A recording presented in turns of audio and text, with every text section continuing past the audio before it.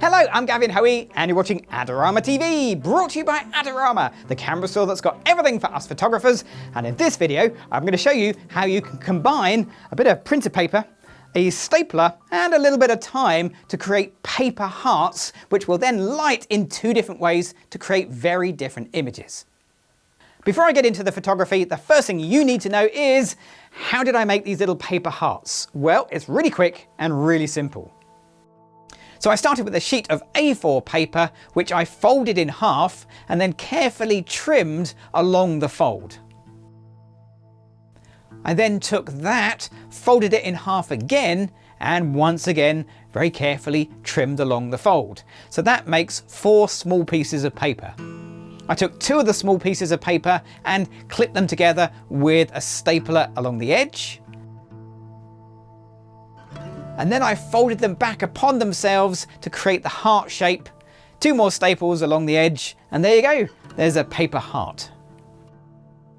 In the end, I made 24 paper hearts because, well, that's just how many I made, and it seems to fill the frame. I've arranged them in a bit of a random order, so let's talk about light. Now, if I was going to use a tripod throughout this session, I could use any kind of light. I could use daylight, continuous LED light, but I'm going to use flash. And the reason I'm going to use flash is this gives me the fastest shutter speed, gives me the freedom to move around, and I don't have to use a tripod. More important than the light is the softness of the light. For this to work really well, I think you need soft lighting. So I'm going to be using a fairly standard 2 foot by 3 foot softbox. That's a 60 by 90 centimeter softbox, but anything in that size will be absolutely fine. More important is the height of the light. Now, normally, whenever we're doing anything with light, we kind of put light up in the air. So we have it nice and high with light coming down, something like this. Let's go up there somewhere. There we are. So that's the sort of light you would expect, light from above.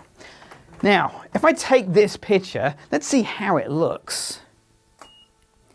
And the short answer is, it looks perfectly fine. Nothing wrong with this at all. I'm using f8, so I'm getting a good depth of field. It's fine, but what I want is more contrast. And the way I'm going to add contrast into this scene is really simple. I'm just going to lower the height of the light down. Let's bring it down to something like that. There we go, let's try that. So I'll take the same shot again, just moving the light, and that makes a difference. Now you can see a little bit more shadow. Same amount of highlight, but that gives us an increase in contrast. And because that works so well, let's take it all the way down, as low as this light stand will allow me to go. And hopefully this should give me the maximum amount of contrast, which is really what I'm looking for in this shot.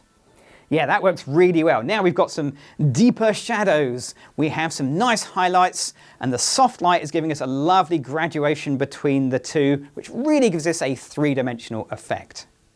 But for this idea to really pop, I made 1 more heart out of red paper. Same technique, no difference whatsoever, but now I have a red heart that I can just pop somewhere in there.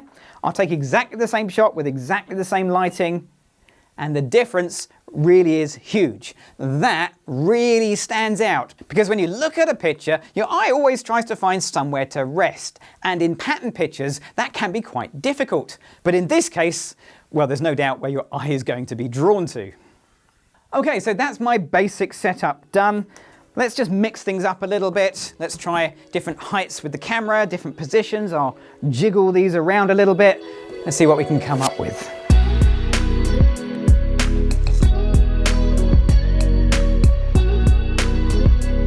Because I've made the paper hearts by hand, and they are all unique in their own way, trying to arrange them into a regular pattern didn't really work, and I definitely felt a more random pattern worked better. The key to this is to keep moving the paper hearts around so you're constantly changing the pattern, but always keep an eye out at the edges of the frame to make sure you don't have any weird gaps. Shooting with the light from the side worked well, shooting into the light looked good too. But the thing that really surprised me is what happened when I looked straight down onto the hearts. They looked fantastic, especially with a black background.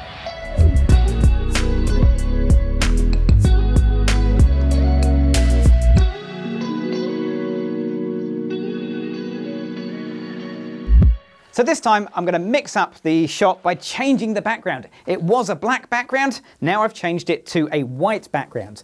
It's not actually anything exciting, it's just a couple of sheets of A4 paper, and they are on an old picture frame which is suspended up in the air because this time I'm going to light from below. So same paper hearts, same light, which is the XPLOR 300. I'm just going to pop this underneath, pointing straight up like that. Now, the form factor of the XPLOR 300 is great for this because it sits totally flat without a light stand.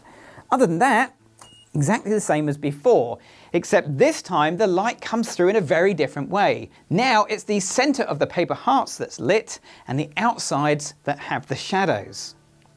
You might think there is really nothing more I can do with the light, but that's not true because I can actually move it around. So if I slide the light over to the left-hand side, it's going to put more light on the left-hand side of this shot and let the right-hand side go a little bit darker. But I think for this sort of shot, the other way is better. This should work better by moving the light over to the right-hand side and letting the left-hand side go into shadow. But we can take that idea and go even further because I can also use something like this box and elevate the whole flash up in the air so it's closer to the paper hearts.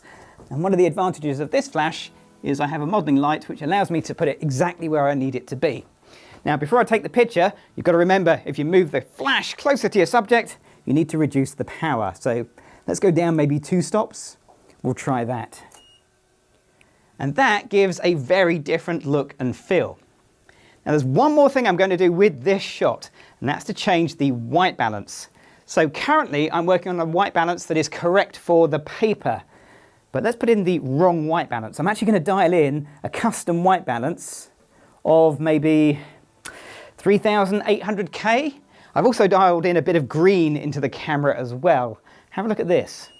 Same shot, same lighting, but now we have some color going on that we didn't have before.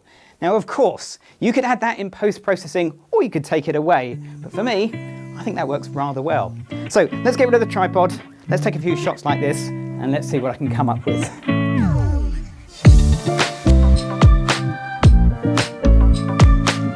Even though the lighting position was completely different, the basic technique is exactly the same. I kept moving the paper hearts around, kept changing the design and the pattern until it felt about right. One thing that didn't work quite so well with this setup was the overhead shots. It definitely looked better with the black background rather than shooting down into the light with the white background.